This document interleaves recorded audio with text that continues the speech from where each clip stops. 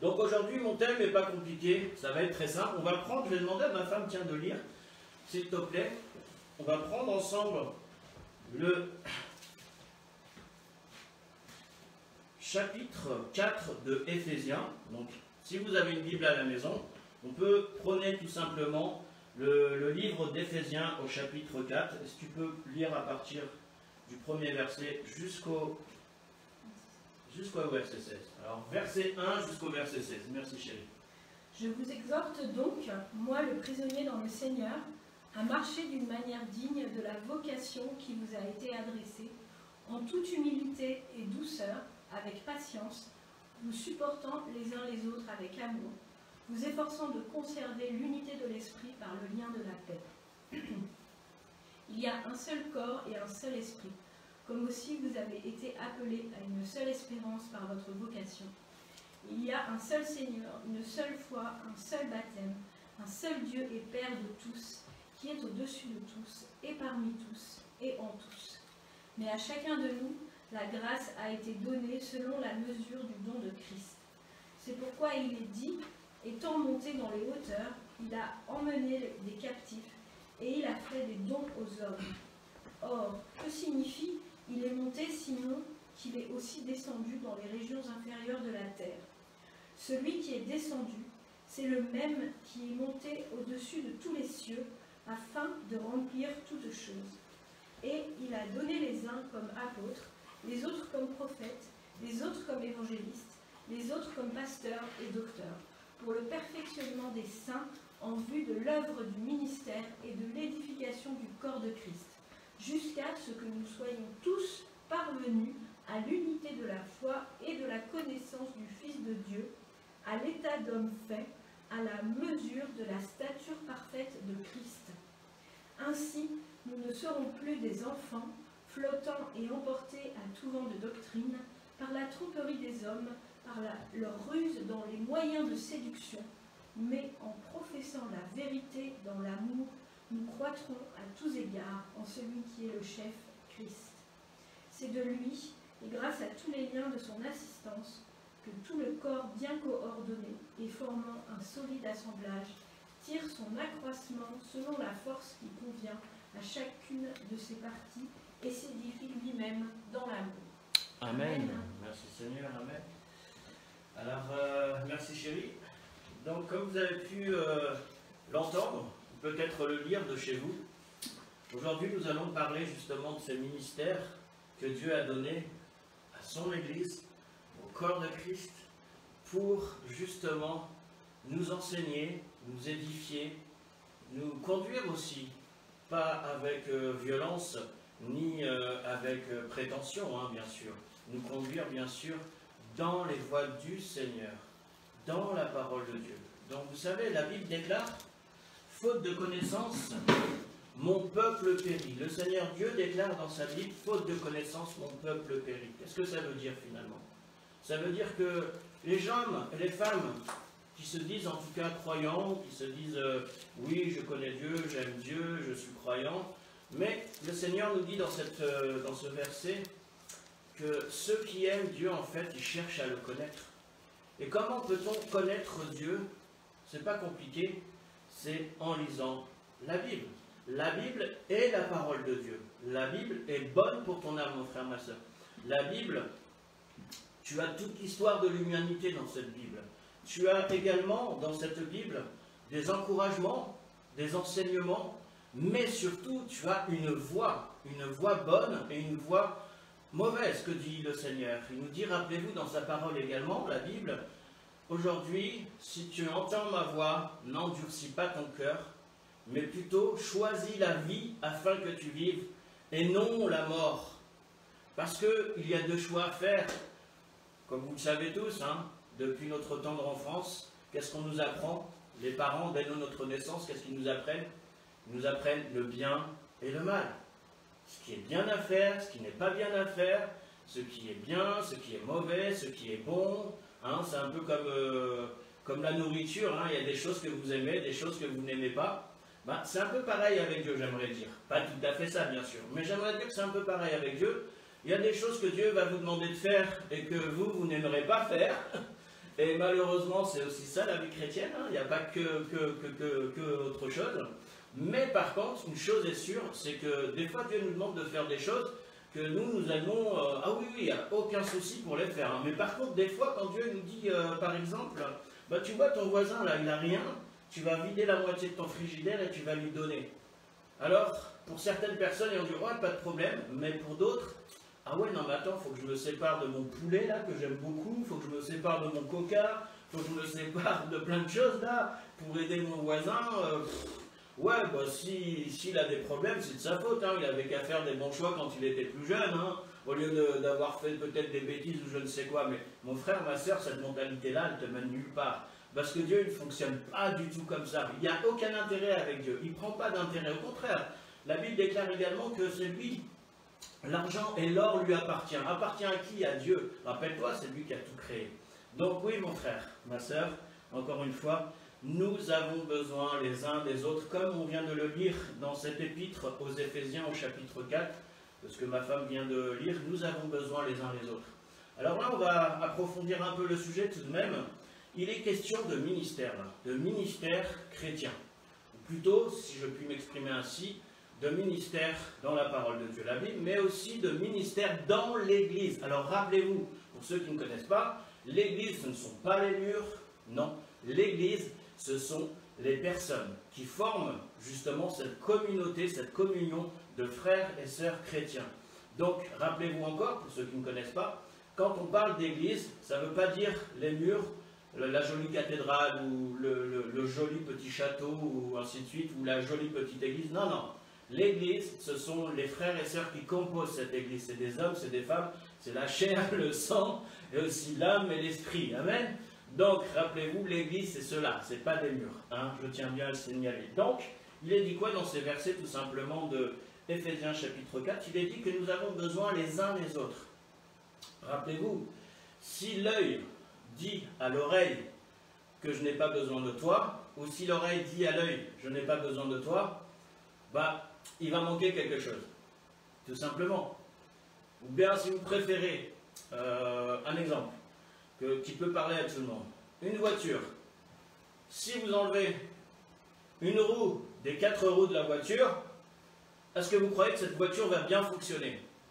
Non, parce que si c'est la roue de devant, à l'avant ou même à l'arrière, dès que vous prenez un virage à droite ou à gauche, vous êtes sûr ou de causer un accident ou de vous planter. Alors c'est pareil avec Dieu. Si Dieu a donné tout simplement des ministères, c'est-à-dire, on en a parlé tout à l'heure, donc je reviens au chapitre 11, on va reprendre ce que dit la parole de Dieu, donc chapitre 11, 4. Et il a donné, chapitre 4, verset 11, pardon, et il a donné les uns comme apôtres, les autres comme prophètes, les autres comme évangélistes, les autres comme pasteurs et docteurs, pour le perfectionnement des saints en vue de l'œuvre du ministère et de l'édification du corps de Christ, jusqu'à que nous soyons tous parvenus à l'unité de la foi et de la connaissance du Fils de Dieu, à l'état d'homme fait, à la mesure de la stature parfaite de Christ. Ainsi nous ne serons plus des enfants flottants et emportés à tout vent de doctrine, par la tromperie des hommes, par leur ruse, dans les moyens de séduction, mais en professant la vérité dans l'amour, nous croîtrons à tous égards en celui qui est le chef, Christ. Donc, voilà pourquoi Dieu a donné des ministères dans son Église tels que les pasteurs, les évangélistes, les apôtres, les prophètes, les docteurs. Oui, certains peuvent dire, oui, mais ça c'était à l'époque de Jésus-Christ, c'était à l'époque des apôtres, mais aujourd'hui, tout ce qu'on peut voir de ces ministères, qu'est-ce qui reste finalement? Alors, beaucoup pensent que les ministères, c'est que des pasteurs, pour la plupart. Évangélistes, on commence à parler des évangélistes, je dis bien évangélistes et non pas évangéliques. Attention, ce n'est pas la même chose. Confondez pas une église évangélique et le ministère d'évangéliste. Là, je m'adresse à ceux qui ne connaissent pas très bien la parole de Dieu. Donc, ne pas confondre, c'est aussi un ministère particulier. Donc, évangéliste, pasteur, apôtre, prophète, docteur. Ah, qu'est-ce que c'est que tous ces ministères? Alors, comme je viens de le lire, la parole de Dieu déclare que c'est pour l'édification du corps de Christ. Donc, pour notre édification à nous tous. Et nous avons tous besoin les uns les autres. Un pasteur ne peut pas dire « j'ai pas besoin de l'évangéliste » et l'évangéliste, il ne peut pas dire « j'ai pas besoin du pasteur ». De même, ainsi que tous les autres ministères. Alors oui, beaucoup aujourd'hui, malheureusement, disent oui, bah, je vois pas à quoi ça sert d'être enseigné dans l'évangélisation, parce que bon, c'est un truc d'évangéliste, quoi, après tout. C'est pas si important que ça. C'est pas des fondements comme les doctrines hein, que pourrait enseigner un pasteur. Alors, je vous arrête tout de suite. Là, ceux qui pensent comme ça, c'est complètement faux, du début à la fin. Déjà, l'évangéliste n'est pas plus petit ou plus grand que le pasteur, et de même, le pasteur n'est pas plus grand ou plus petit que l'évangéliste. Non, au contraire. Au contraire, la parole de Dieu nous dit clairement dans ce verset que nous avons besoin les uns des autres pour l'édification du corps de Christ, pour être enseignés. Alors, par rapport à ces 5 ministères, rappelez-vous, apôtres, prophètes, évangélistes, pasteurs, docteurs, vous savez ce qu'ils ont de commun? C'est que normalement, ils doivent tous enseigner. Oui, je dis bien tous enseigner. Ces ministères-là sont donnés pour l'enseignement. Donc l'édification aussi, pas que l'édification, pardon, mais aussi l'enseignement du corps de Christ. Pensez-vous qu'un pasteur puisse bien enseigner sur l'évangélisation ou le ministère d'évangéliste? Franchement, je pense que c'est plus à l'évangéliste d'enseigner sur son domaine qu'il connaît très bien, plutôt qu'au pasteur. Le pasteur, lui, il aura peut-être un point de vue. Et de même, vis-à-vis de l'apôtre, du prophète, du docteur. Quoique le docteur, c'est aussi quelqu'un qui nous enseigne la parole de Dieu, bien sûr, comme les 5 ministères, mais la différence, c'est que lui, il va rendre accessible, comme me disait une fois ma femme, va rendre accessible la parole de Dieu pour la comprendre plus simplement, plus facilement, et sans que ça soit quelque chose des chemins, vous savez, de traverse, là, tortueux, pour essayer d'expliquer quelque chose. Donc, je ne vais pas parler aujourd'hui sur le docteur, mais sur le pasteur, entre autres, et l'évangéliste, ou plutôt surtout l'évangéliste et le pasteur. Vous voyez, déjà, je fais de la différence. Alors, le premier, c'est lequel? C'est le pasteur ou l'évangéliste? Ah, ben non, il n'y a pas de premier avec Dieu. Si Dieu voulait avoir des premiers dans son église, vous savez qu'est-ce qu'il aurait fait? Il aurait donné juste le ministère d'apôtre, et c'est bon. Si l'apôtre disposait de tous les ministères, comme beaucoup croient que l'apôtre, il connaît tout, il a tous les ministères. Non, mon frère, l'apôtre n'a pas tous les ministères. Encore une fois, je le répète, l'apôtre n'a pas tous les ministères. Pourquoi? Pourquoi à ce moment-là, Dieu a créé aussi les ministères de pasteur, d'évangéliste, de docteur, de prophète? Si l'apôtre disposait ou avait tous ces ministères en lui, alors on n'aurait pas besoin des autres ministères. Vous voyez ce que je veux dire? Ah, la parole de Dieu, quand on commence à s'y intéresser, on réfléchit, on réfléchit, on réfléchit, mais en fait non, si tu réfléchis par toi-même, c'est pas la peine. Mais par contre, si tu demandes à Dieu de t'expliquer sa parole afin de la comprendre, vous savez ce que moi j'aime faire? Je vais vous donner un exemple. Moi, ce que j'aime bien faire quand je lis ma Bible, des fois ça peut arriver que j'oublie, mais surtout au début de ma conversion, après ça devient une habitude, mais il faut faire attention quand même de le faire. Avant de commencer à lire la Bible, je vous invite vraiment à prier Dieu, à lui demander, Seigneur, montre-moi quelle est ta volonté, bien sûr, mais donne-moi soif de lire ta parole et donne-moi la sagesse pour comprendre ce que tu dis dans ta parole. C'est tellement important. À cause de ça, malheureusement, certains ont fait des interprétations suivant leurs pensées, au lieu que ce soit les pensées du Seigneur, les pensées de Dieu, ou les pensées tout simplement bibliques de la parole de Dieu. Certains se sont égarés, nous dit la Bible aussi également, dans des chemins mais complètement loin de Dieu en fait. Tout ça, ils sont confondus par leur propre raisonnement. Parce qu'ils sont mis eux dedans. Mais non, c'est pas toi de te mettre dedans. C'est plutôt de te mettre en Dieu pour comprendre sa parole. Donc avant de lire la Bible, je t'invite vraiment à prier et à demander à Dieu de te donner la sagesse par la puissance de son Saint-Esprit pour comprendre sa parole et la mettre en pratique. Donc faites ces deux choses-là. Priez Dieu pour comprendre la parole de Dieu, bien sûr, par la puissance du Saint-Esprit, et de la mettre en pratique dans votre vie. Mais pas à votre sauce à vous, mais à la sauce de Dieu, j'aimerais dire. Alors, encore une fois, donc je continue ce que j'essaie d'enseigner depuis tout à l'heure. Tout simplement, dans l'Église, il y a plusieurs ministères, il y a plusieurs frères et sœurs, normalement, à part si on débute une Église, là c'est autre chose. Mais, au départ, il y a tout de même des différences entre les uns et les autres. Certains, ils vont aimer certaines choses de toi, et de même toi, tu vas aimer certaines choses de lui. Mais là où c'est beau, c'est Dieu qui nous appelle et il nous dit clairement, non, regarde pas à ces choses mauvaises autour de toi, mais non, regarde plutôt les bons côtés de cette personne que les mauvaises. Parce que celui à qui il faut regarder de toute façon, nous savons, le modèle parfait, c'est Jésus-Christ. Il n'y en a pas d'autre. La Bible déclare clairement que le modèle parfait, c'est Jésus-Christ. Donc, essaye de ressembler à Jésus-Christ, pas à ton pasteur, pas à l'évangéliste, pas au prêtre, pas à je ne sais qui, mais vraiment à Dieu lui seul. Et comment on le découvre? Tout simplement dans sa parole, la Bible. Amen. Donc, nous avons besoin les uns les autres. Oui, l'évangéliste a besoin du pasteur et le pasteur a besoin de l'évangéliste. Pour moi, une église, une assemblée de frères et sœurs, rappelez-vous ce que je vous ai dit tout à l'heure, chrétiens, c'est quoi?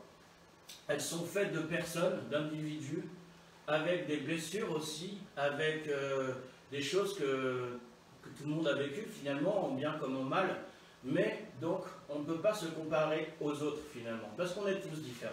Mais par contre, ce que nous devons nous faire entre nous, c'est nous soutenir mutuellement les uns les autres. Vous savez, avec Dieu, il n'y a pas de juste, pas même un seul, car tous sont péchés, nous dit la parole de Dieu, et sont privés de la gloire de Dieu.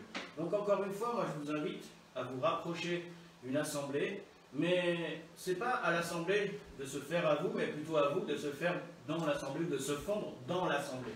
Amen. Donc je répète, là c'est pour les chrétiens qui sont sans église. Moi je vous invite vraiment à rejoindre une assemblée et n'attendez pas d'elle qu'elle soit parfaite parce que vous ne la trouverez pas. Hein, comme on aime à le dire, l'église parfaite c'est l'église de Christ et aller au ciel. Mais ça n'empêche pas que nous devons faire tous nos efforts, bien sûr, par Dieu, la puissance du Saint-Esprit, pour ressembler de plus en plus à la stature de Christ. Amen. Alors on va continuer tout simplement sur ce même sujet. Donc une église pour moi, une assemblée qui se dit de ne pas avoir besoin d'évangélistes, pour moi, il lui manque c'est pas une pierre, c'est une grosse pierre qui lui manque dans cette assemblée. Pour moi, une église qui ne va pas non plus évangéliser dans la rue, qui ne sort pas de son bâtiment, je vous dis personnellement, ce n'est pas une église. Pourquoi? Ah là, je vais loin. Pour moi, une église qui ne va pas dans la rue, qui n'évangélise pas, pour moi, ce n'est pas une église. Pourquoi? Tout simplement parce que la parole est claire. Rappelez-vous, le message le plus important de tout l'évangile, de tout notre Nouveau Testament, c'est lequel? C'est lequel? C'est aller annoncer la bonne nouvelle de Jésus-Christ. Donc oui, le ministère d'évangéliste, c'est son, on va dire, c'est son ministère principal, annoncer cette bonne nouvelle au monde entier. On est d'accord, que ça soit dans l'assemblée, que ça soit dehors, que ça soit à l'intérieur, peu importe, on est d'accord. Mais est-ce que cet appel-là, du message le plus important de l'évangile, est-ce que c'est juste destiné aux évangélistes? Ben non. Ce message le plus important de toute la Bible, rappelez-vous, l'évangile. Qu'est-ce que ça veut dire, évangile? Ça veut dire quoi? La bonne nouvelle.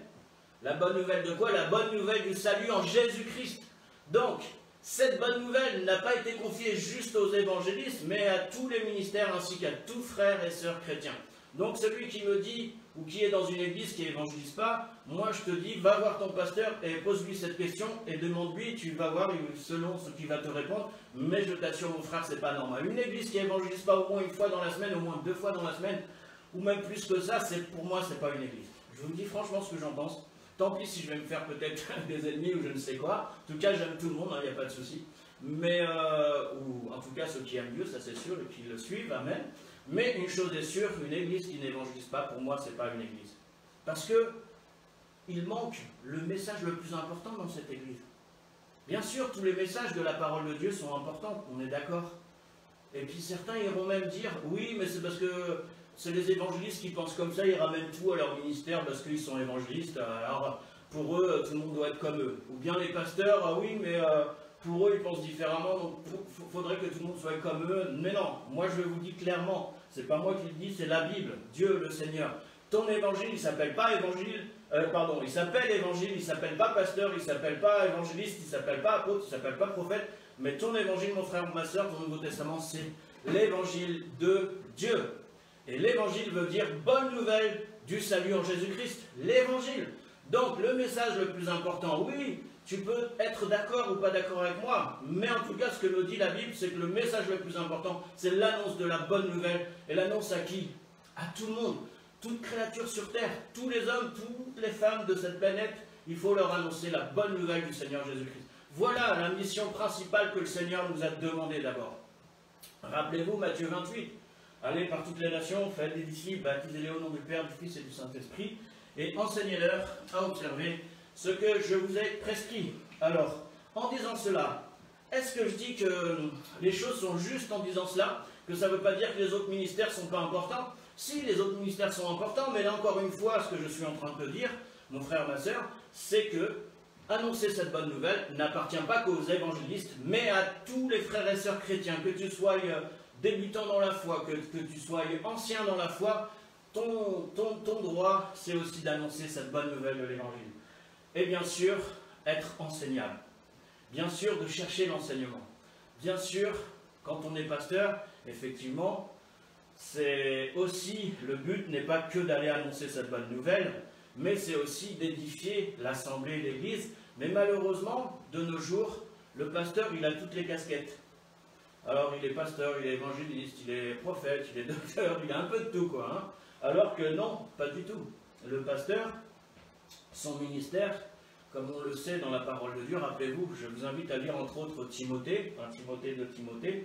Donc, quels sont les critères justement pour aller dans cette voie de pastorat, ainsi que l'évangéliste. D'ailleurs, Timothée lui-même, beaucoup il se pose la question. Certains pensent qu'il était apôtre, d'autres pasteurs, d'autres évangélistes, parce qu'il est clairement dit aussi remplis bien ton ministère d'évangéliste, c'est aussi marqué dedans.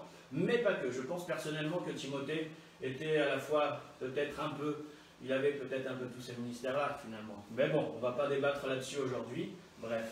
Donc, ce que je disais tout à l'heure, tout simplement, c'est que oui, pasteur, s'il te plaît, mon frère, ma soeur, si tu es pasteur, ne ferme pas les portes aux autres ministères. Car malheureusement, dans beaucoup d'églises aujourd'hui, il n'y a que le ministère de pasteur qui compte. Tous les autres ministères, c'est comme s'ils ont été refoulés.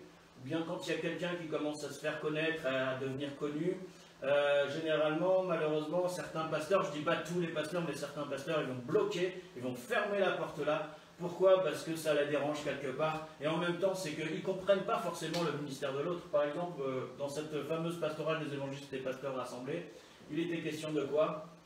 Tout simplement d'unir les pasteurs et les évangélistes, afin que les évangélistes prient pour les pasteurs prient pour les évangélistes, ainsi de suite, et qu'il y ait cette communion, ce partage, ce travail ensemble.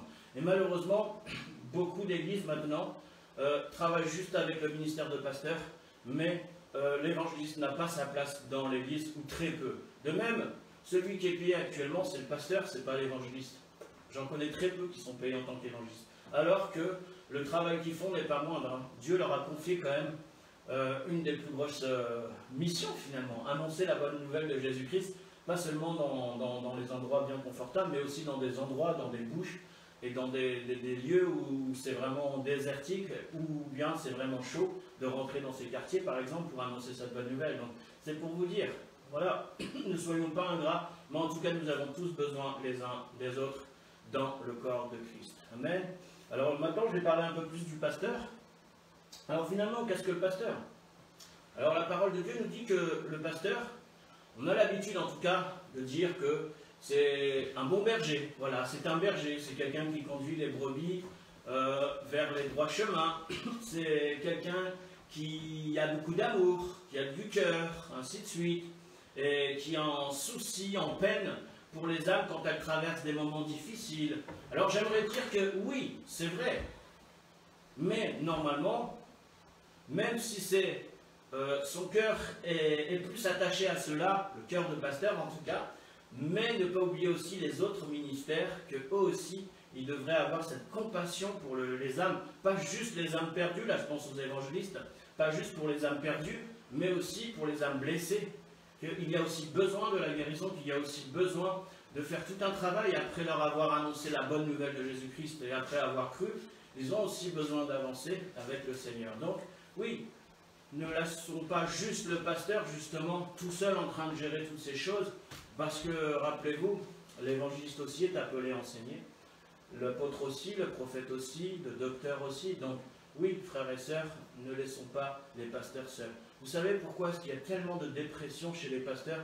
Ben voilà, tout simplement, je viens de le dire. Ils s'occupent de 40 000 choses, alors que ce n'est pas leur appel du tout. Je ne parle pas pour l'enseignement, ça c'est l'enseignement, c'est pour tous les ministères, pour moi j'ai aucun doute là-dessus. Et la parole de Dieu m'éclaire aussi là-dessus. Mais par contre, ces pasteurs qu'on laisse de côté, qu'on laisse tout gérer dans l'église, mon frère, si c'est ça, c'est qu'il y a un souci. Si Dieu a mis aussi des anciens dans l'église, c'est pas pour rien. Donc les pasteurs avec les anciens, on connaît bien, hein, Et quels sont les autres ministères, comme les évangélistes, les docteurs, ainsi de suite, hein? Eux, on ne les voit pas trop dans l'église. À part les anciens et le pasteur, voilà ce qu'on voit dans l'église. Mais mon frère, ma soeur, une bonne église en santé, c'est une église avec tous ses ministères. C'est une église avec tous ses anciens. C'est une église aussi qui partage la charge, comme dit le Seigneur, et non pas qui prend toute la charge. Et c'est pour ça que viennent les dépressions chez beaucoup de pasteurs, malheureusement. Alors, je ne sais pas s'ils sont pris pour Dieu, mais une chose est sûre, c'est que ces personnes-là qui pensent tout gérer, comme moi, à un moment donné, je pensais tout gérer et tout dans l'église. Puis finalement, quand l'église s'agrandit, tu te rends compte que non, tu ne peux pas tout gérer. Et en plus, si tu sers le Seigneur dans d'autres domaines aussi, donc tu te rendras compte tôt ou tard que c'est impossible de gérer tout ça. Sinon, tu vas faire un burn-out, tu vas faire une dépression, ça c'est garanti. Mais par contre, ce que nous pouvons lire dans la parole de Dieu, on va reprendre encore ce fameux texte d'Éphésiens chapitre 4, à partir du verset 8. À partir du verset 12. Non, pardon, à partir du verset 11. Et il a donné les uns comme apôtres, les autres comme prophètes, les autres comme évangélistes, les autres comme pasteurs et docteurs, pour le perfectionnement des saints en vue de l'œuvre du ministère et de l'édification du corps de Christ, jusqu'à ce que nous soyons tous parvenus à l'unité de la foi et de la connaissance du Fils de Dieu, à l'état d'homme fait à la mesure de la stature parfaite de Christ. Waouh! Rappelez-vous, il n'a pas appelé juste les pasteurs à enseigner. Tout à l'heure, je vous disais, les autres ministères devraient enseigner aussi dans l'Église, dans l'Assemblée. Alors même si c'est quelque chose de nouveau, parce que on connaît plus, encore une fois, le ministère de pasteur qui enseigne peut-être les anciens dans l'Église, mais non, mon frère, ma soeur, si tu ne laisses pas enseigner aussi l'évangéliste, le docteur, alors sache une chose, mon frère, c'est que la parole de Dieu dit le contraire. Alors je répète encore, à partir du verset 12, donc les ministères, donc un peu plus bas, à partir du verset 11, les apôtres, les prophètes, les évangélistes, les pasteurs, les docteurs, sont donnés en tout cas pour le perfectionnement, rappelez-vous, verset 12, Éphésiens chapitre 4, verset 12, pour le perfectionnement des saints, en vue de l'œuvre du ministère de l'édification du corps de Christ, jusqu'à que nous soyons tous parvenus à l'unité de la foi et de la connaissance du Fils de Dieu, à l'état d'homme fait à la mesure de la stature parfaite de Christ. Ainsi ne seront plus des enfants flottants et emportés à tout vent de doctrine par la tromperie des hommes, par leur ruse, dans les moyens de séduction, mais en professant la vérité dans l'amour, nous croîtrons à tous égards en celui qui est le chef, Christ. Amen. Donc, rien que dans cette parole-là, on comprend très bien que tous ces ministères ont été donnés, comme je l'ai dit dès le début de l'enseignement, pour l'édification du corps de Christ, mais aussi pour l'enseignement. L'enseignement n'est pas réservé juste aux pasteurs, aux anciens dans l'église, mon frère, ma soeur. Non, l'enseignement, c'est aussi tous les autres ministères. Rappelez-vous, c'est ce que je dis depuis un moment maintenant. Donc, encore une fois, pour moi, une église qui ne va pas dans la rue, une église qui n'évangélise pas, je ne peux pas dire que c'est une église complète.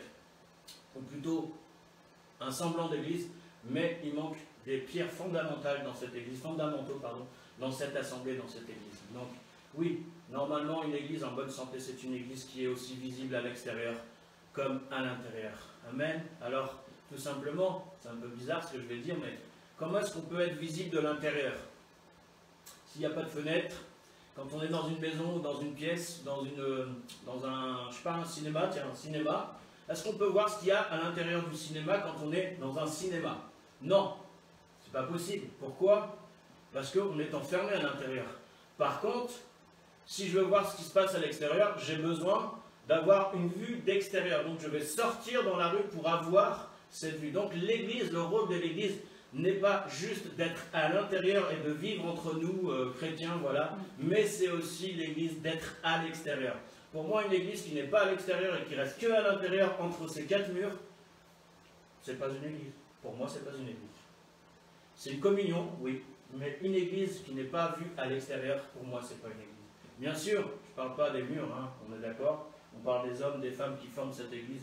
Et bien souvent, on entend dire aussi certains pasteurs, je ne vais pas fusiller les pasteurs aujourd'hui, ni les évangélistes, attention. Non, je ne suis pas là pour ça. Et en tant que moi-même pasteur et évangéliste, donc je sais quand même de quoi je parle. Mais par contre, ce que je dis tout simplement, c'est que des pasteurs qui voient plus dehors, à l'extérieur, pas juste que dans des assemblées chrétiennes, sinon c'est entre ces quatre murs, mais qu'on voit aussi dans la rue. Là, j'en vois pas beaucoup des masses, hein, de ces pasteurs-là qu'on voit dans la rue en train d'évangéliser avec des autres frères et sœurs. Malheureusement, j'en vois pas des masses. Et ils vont dire, oui, mais moi, j'ai pas de temps, tu sais, j'ai ça, j'ai ça, j'ai ça. Mon frère, ma sœur, Jésus nous a donné, rappelle-toi, cet ordre d'aller et d'annoncer cette bonne nouvelle, l'évangile, donc la bonne nouvelle du Seigneur Jésus-Christ. Mais ce n'est pas juste dans l'assemblée, ou entre les quatre murs, ou dans des conférences, que ça, non, c'est aussi d'aller dehors. Moi, je vous invite, frères et sœurs, pasteurs, vous qui vous dites pasteur, je vous invite également à sortir dehors. Et vous qui êtes évangélistes, je vous invite aussi également, tout simplement, je vais finir là-dessus, je vous invite tout simplement, vous qui vous dites en tout cas évangéliste, ou qui l'êtes peut-être certainement, j'en sais rien, c'est entre vous et Dieu, mais si vous dites aussi évangéliste, prenez aussi soin des gens à l'intérieur de l'église, pas juste à l'extérieur. C'est pas juste de les ramener et de les déposer à l'église, et tiens, pasteur, débrouille-toi. Non, c'est aussi à toi de prendre soin d'eux dans l'assemblée. Amen. Amen. Donc, que tu sois le pasteur, je te dis, va dehors, mon frère, car dehors, on a besoin aussi de tes lumières, enfin, de celles de Christ, c'est sûr. Mais toi, évangéliste, toi, au lieu d'être tout le temps dehors, va maintenant aussi dedans, dans l'assemblée, dans l'église, et reprends ta place, enseigne aussi dans l'assemblée. Amen. Donc ça, c'est vraiment important, frères et sœurs. Alors, j'aimerais juste terminer sur cette petite parole. J'avais dit tout à l'heure que le message le plus important de toute la Bible pour moi, il est clair, pour nous tous d'ailleurs, c'est l'évangile. Hein. C'est ce que veut dire l'évangile, rappelez-vous, hein, annoncer la bonne nouvelle de Jésus-Christ, et c'est pas donné juste aux évangélistes, mais aussi aux pasteurs, aux docteurs, aux prophètes, apôtres, tous ceux qui se disent chrétiens en tout cas. Donc nous avons parlé un peu du pasteur, et j'aimerais juste terminer là-dessus. C'est ce dont je partageais tout à l'heure. Pourquoi prenons-nous autant de zèle à enseigner, à annoncer cette bonne nouvelle, à convaincre, ainsi de suite? C'est tout simplement parce que le Seigneur nous a donné cet ordre de mission. Et cet ordre de mission, elle n'est pas donnée juste aux évangélistes, encore une fois, elle est donnée à toute l'Église de Christ, à tous les hommes, toutes les femmes, d'annoncer cette bonne nouvelle du Seigneur Jésus-Christ, afin que l'humanité soit sauvée. Rappelez-vous, je sais que c'est très simple de dire ça, mais on le dit souvent, mais il y a tout dans ce verset. Jean chapitre 3, verset 16. Et c'est pas parce que je dis Jean chapitre 3, verset 16 que tout de suite on va penser aux évangélistes. Non, dans Jean chapitre 3, verset 16, il y a le message global en tout cas de l'évangile. Rappelez-vous, c'est « Car Dieu a tant aimé le monde qu'il a donné son Fils unique, afin que quiconque croit en lui ait la vie éternelle. » Donc qu'il ait la vie éternelle, mais au contraire qu'il ne meure pas, mais qu'il ait cette vie éternelle. Amen. Alors donc, si tu veux avoir la vie éternelle, et si tu veux proclamer le nom de Jésus-Christ, en tout cas si tu te dis chrétien, même si tu es pasteur, ta place c'est aussi dehors. Et toi évangéliste, rappelle-toi, ta place elle est aussi dans l'église. J'en ai parlé tout à l'heure, je ne vais pas en reparler, mais j'aimerais juste vous terminer avec cette parole du Seigneur, au niveau justement des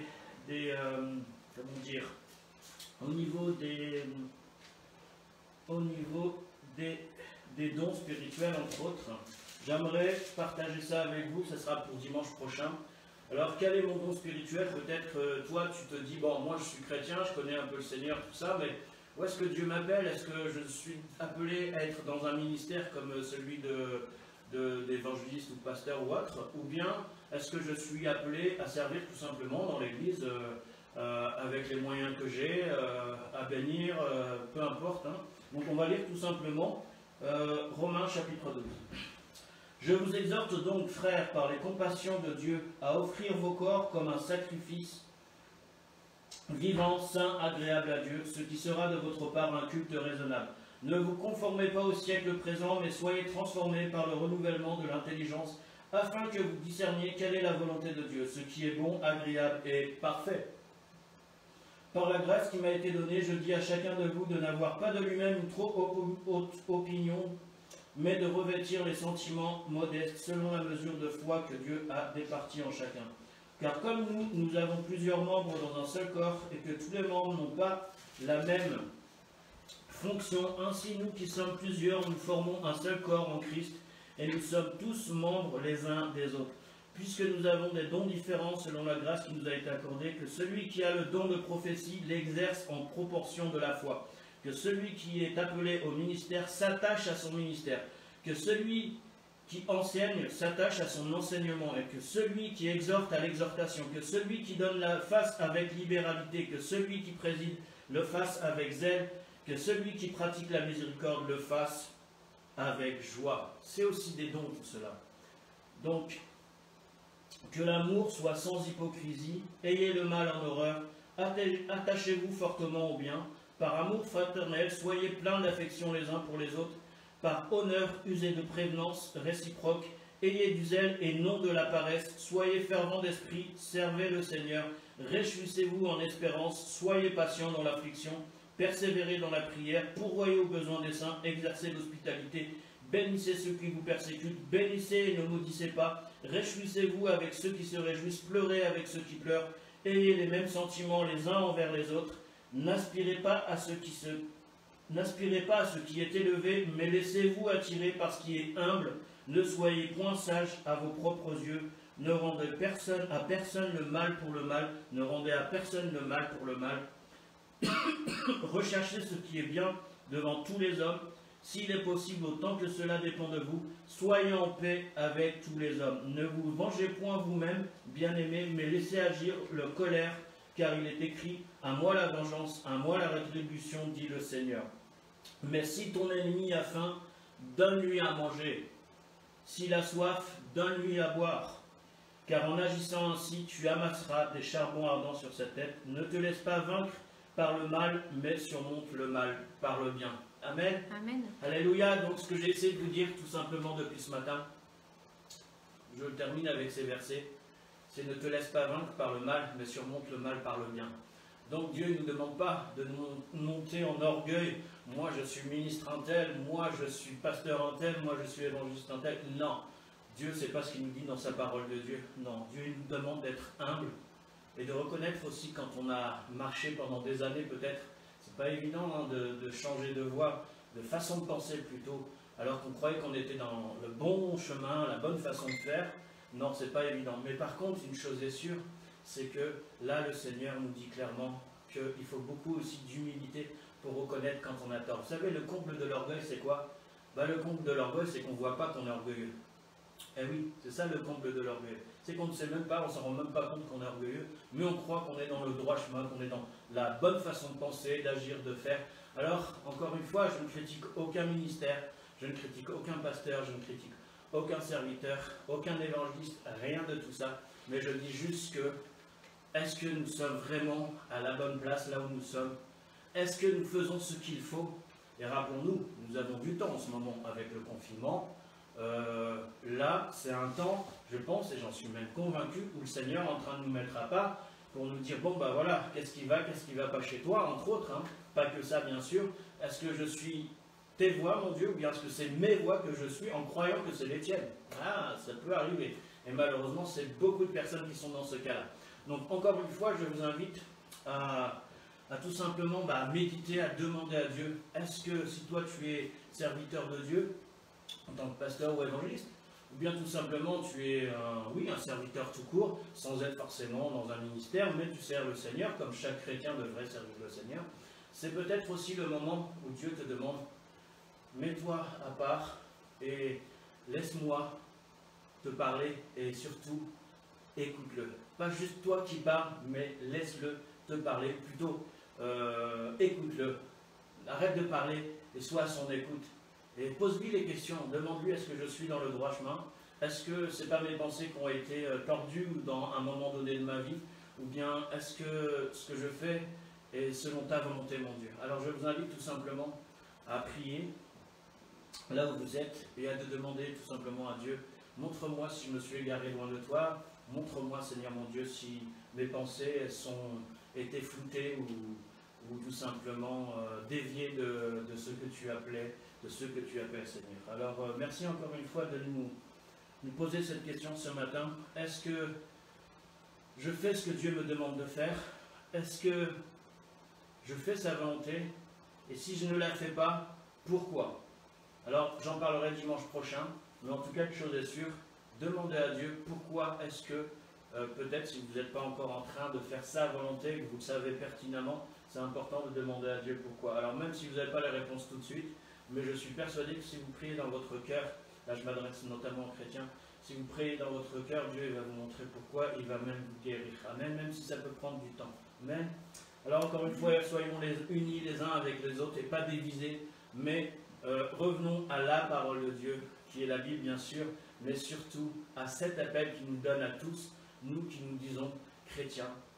Notre évangile, il n'y en a qu'un, on n'en a pas 40 000, même si on a 4 évangiles, Matthieu, Marc, Luc et Jean, et tout le Nouveau Testament, mais nous n'avons qu'un évangile.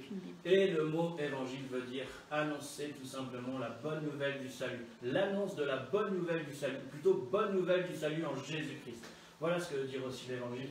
Et rappelez-vous ceci, il n'a pas été donné juste pour les évangélistes, mais pour tous ceux qui se disent chrétiens et qui croient en Jésus et qui le suivent. Amen. Alors que le Seigneur vous bénisse et on vous dit à très bientôt, à dimanche prochain. Et nous vous souhaitons une bonne semaine. Et n'hésitez pas à nous contacter. Si vous avez des sujets de prière, vous pouvez nous les envoyer tout simplement à travers le direct live de Facebook, sur le chat de Facebook. Et n'hésitez surtout pas en tout cas à nous contacter, c'est avec joie que nous vous répondrons. Et nous vous disons également que les cultes seront toujours via Facebook en direct tous les dimanches à partir de 10h, 10h30, ainsi que les réunions de prière le vendredi soir via Zoom.